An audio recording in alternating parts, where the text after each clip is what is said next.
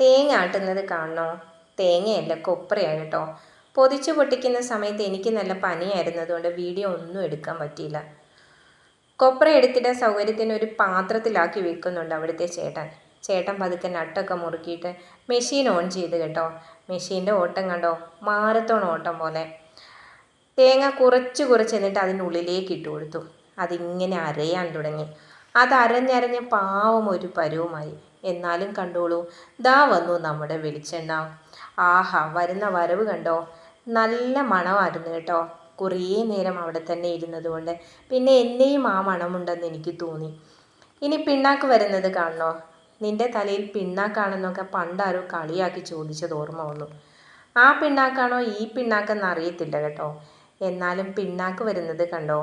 ഈ പിണ്ണാക്ക് തന്നെ ഒന്നുകൂടി ഇട്ട് വീണ്ടും അരച്ച് വെളിച്ചെണ്ണ മുഴുവൻ ഊറ്റിയെടുത്ത് കേട്ടോ. പാവം തേങ്ങ, എന്ത് പാവമാണോ ചെയ്തത് ഇത്രയും ഞെക്കിപ്പിഴിയാൻ. എന്നാലും വെളിച്ചെണ്ണ കിട്ടിയല്ലോ, സന്തോഷം.